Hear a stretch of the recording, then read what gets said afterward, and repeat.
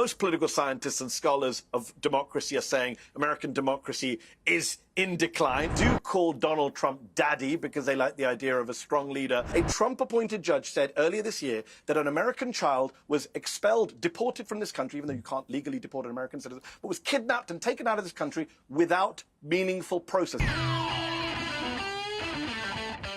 We've got a few clips of Mehdi Hasan speaking with Piers following his insane Jubilee debate that highlighted how the right in this country looks and, more importantly, how they feel about brown people, now discussing the role Trump plays in that and how MAGA is everything it pretends to hate, fascist authoritarian elites. So leave us a like on the video if you can. It helps us out a ton. It gives us a big boost in the algorithm. And let's get right to the panel. All of the polling shows, Piers, that the Republican base has become more authoritarian over the last 5-10 years, has become more open to strongman rule, do call Donald Trump daddy because they like the idea of a strong leader, have told pollsters time and again that they're happy for Trump to ignore court rulings and ignore Congress and take more power for himself, which he's done, by the way. He has defied court orders, has defied the Supreme Court.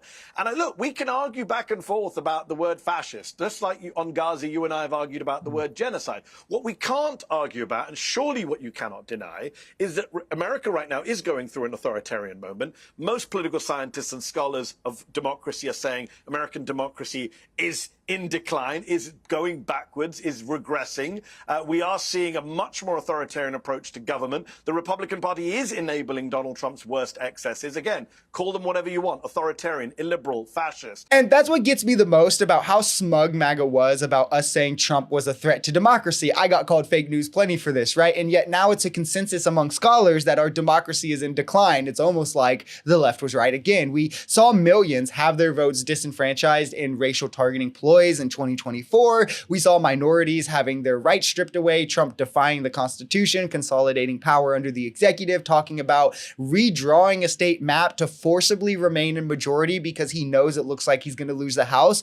And all we get is the dorks like Mehdi had to deal with on Jubilee, pretending to be happy about it, about all of it, all because they are straight white males and they feel completely straight or safe as such with Trump in power, as they know he's going after the LGBTQ, African Americans, or other minority groups. I just don't think that you can ignore, as Joy Reid wanted to, what Obama did for 8 years as a Democrat president and as a black and as the first black president. Piers, come on, Piers. I get that you need to do this both sides shtick for your show, but Obama is not relevant. Shtick. Obama did not defy the Supreme Court. I actually do look at both sides. Well, okay, point to me.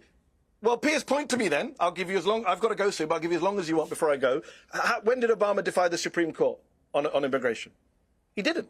When did he defy lower court judges? He didn't. Joe Biden didn't either. So we're talking about the courts here, right? Judges, Trump-appointed judges, Piers. A Trump-appointed judge said earlier this year that an American child was expelled, deported from this country, even though you can't legally deport an American citizen, but was kidnapped and taken out of this country without meaningful process. That is the words of a Trump-appointed judge. You cannot find an equivalent for Barack Obama, and I carry no water for Obama on immigration. One thing I've got to say on undocumented folks, some of these people, not just here a few years, they picked up an Iranian woman, a grandmother in her front yard gardening, who'd been here since 1979. She came as a child. Her family claimed asylum after the Iranian Revolution. If the Jubilee debate confirmed anything that many of us on the left already knew, the right just wants a less brown America. There's no beating around that bush anymore. That's it. Like, however they might try to package their argument, it's almost always 99% hinged on underlying racism of simply wanting a less brown America.